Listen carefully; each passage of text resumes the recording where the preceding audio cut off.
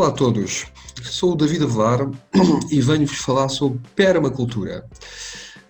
Eu sou biólogo, pai de duas filhas, vivo em Lisboa, e trabalho na Faculdade de Ciências, no Centro de Investigação em Ecologia, Evolução e Alterações Ambientais, em particular num grupo sobre alterações climáticas, onde tenho vindo a desenvolver a minha investigação há uns anos para cá.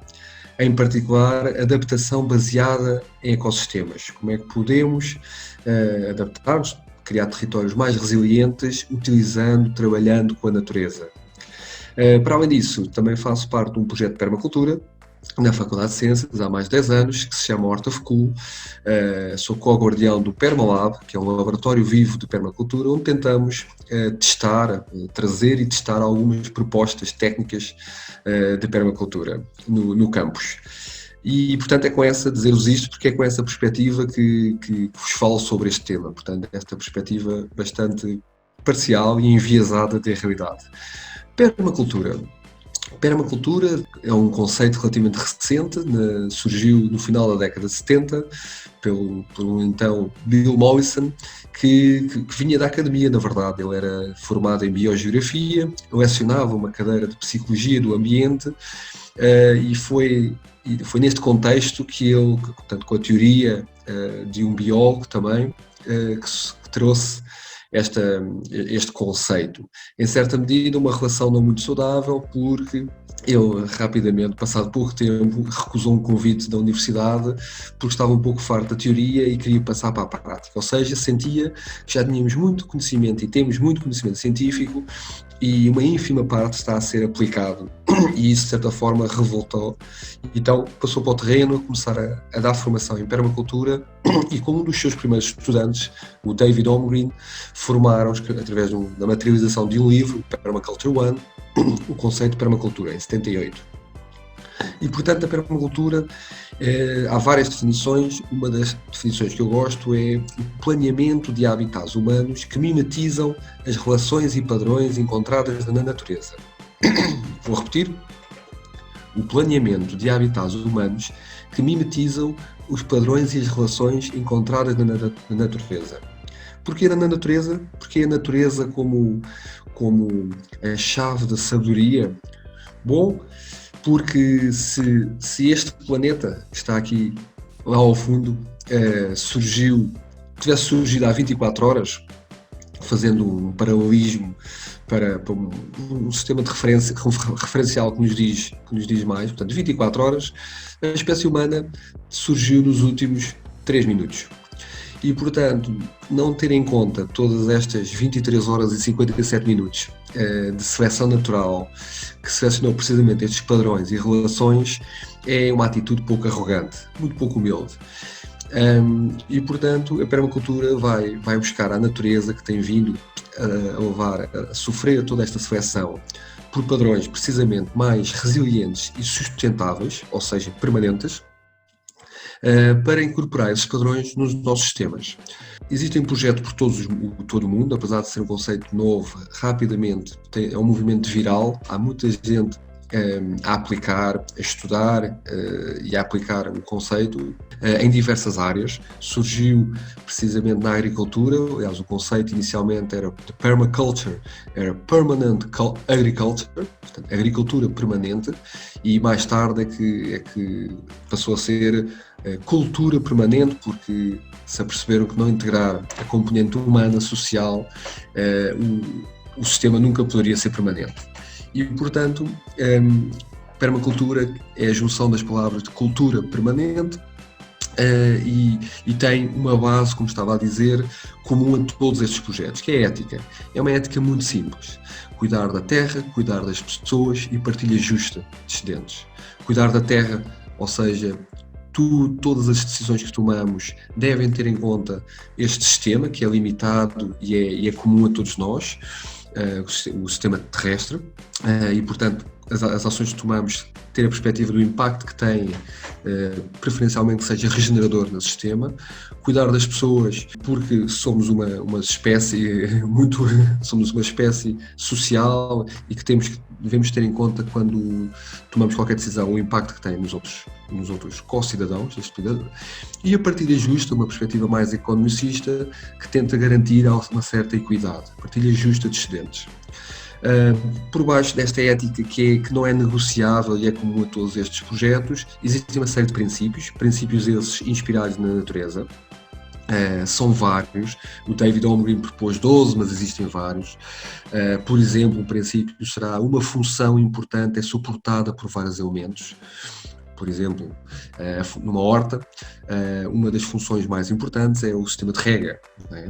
Uma horta sem água não é abundante e regenerativa como queremos. E, portanto, é importante que esta função da irrigação seja suportada por vários elementos, como seja a torneira com água municipal, o sistema de captação e armazenamento de água das chuvas para regar a horta, eventualmente um furo, o aporte de matéria orgânica que serve como no solo, o mulching, que serve como esponja para tornar o solo úmido durante bastante tempo, trazer árvores de raízes profundas que bombeiem durante a primavera e o verão, precisamente no período onde as necessidades hídricas são maiores, bombeiem a água dos aquíferos subterrâneos cá para cima, etc. Outro tipo de princípios é não produza desperdícios, não produza resíduos. Lá está, na natureza o que é um resíduo? Não existem propriamente sistemas lineares que começam numa matéria-prima, têm todo o processo, a cadeia e acabam num resíduo. E, portanto, o convite é tentarmos perceber como é que no nosso sistema, que estamos a desenhar, a projetar, a planear, conseguimos com que tudo seja cíclico. Não é? O exemplo clássico será na nossa cozinha, produzimos muitos resíduos orgânicos, que depois tipicamente vão para o lixo e eventualmente para um aterro sanitário, ficando lá para todo sempre. E, portanto, por que não tentar desenhar o sistema trazendo um compostor, ou neste caso um vermicompostor, para reciclar as minhocas, com a ajuda das minhocas e outros insetos invertebrados, tentarem reciclar, digerir esses resíduos e transformá-los num produto super valioso, que é o composto, o vermicomposto, e levá-lo de novo para a nossa horta, para os nossos jardins, para que estes se tornem mais saudáveis e abundantes.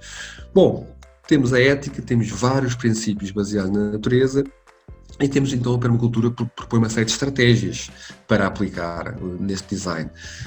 Por exemplo, uma estratégia é o zonamento, tentar aplicar no nosso espaço que queremos aplicar o design de permacultura, uma série de zonas essas que correspondem à frequência e energia, a frequência de vezes que lá vamos. Portanto, a zona 0 seremos nós, a zona 1 será a zona que vamos de uma forma diária e bastante regular, e portanto essa deve ficar mais próxima de nós.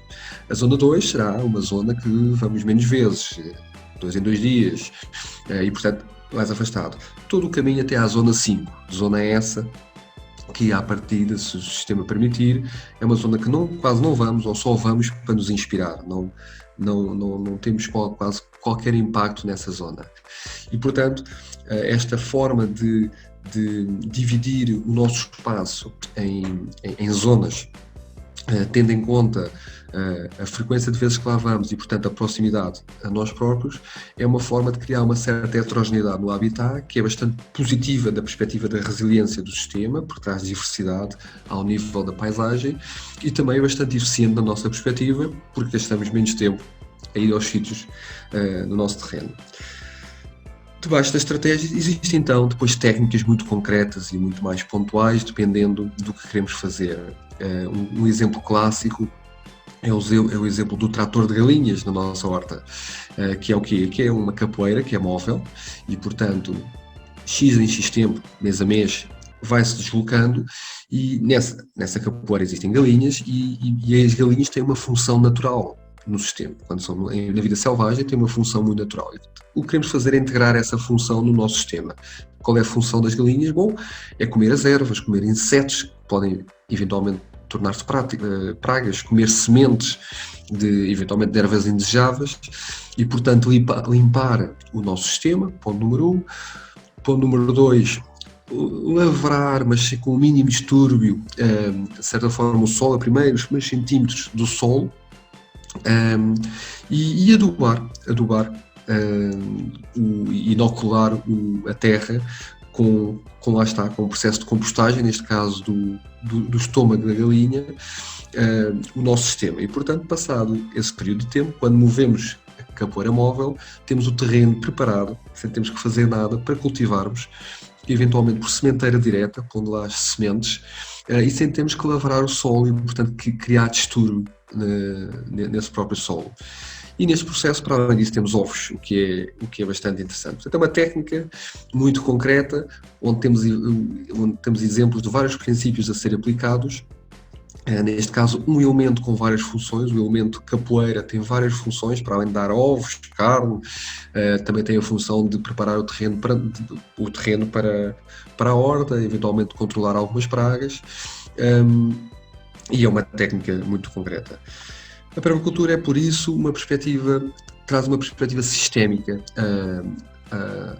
à área que queremos planear, um pouco em contracorrente com esta perspectiva reducionista, atomista, com que a ciência e o sistema atual vive, onde tende a olhar de forma muito parcial e um pouco cega para os outros sistemas. Portanto, tenta integrar de forma holística o que estamos a fazer, mesmo que seja uma microescala, tenta perceber como é que está ligado ao todo, neste caso ao planeta Terra, onde propõe que o ser humano propõe uma perspectiva mais ecocêntrica em vez de egocêntrica. Portanto, o ser humano é mais um elemento dentro do sistema, deste projeto de vida, desta teia, e é um sistema, e é um elemento que é tanto mais saudável e resiliente quantas mais conexões conseguir ligar nesse sistema. Em última análise, de uma perspectiva pessoal, é precisamente esse investimento no meu ser, e não tanto no ter coisas, e ser não só ser uma pessoa íntegra, ou seja, que baseia ações em base de princípios e éticas e não dependendo da situação, mas também como alimenta, regenera estas ligações com não só outros elementos e outras espécies e outros seres, mas também com os vários seres humanos, e, portanto, apostar nestas ligações na saúde desses sistemas, de forma a criar uma rede bastante mais saudável e, por isso, à partida mais permanente. Obrigado a todos.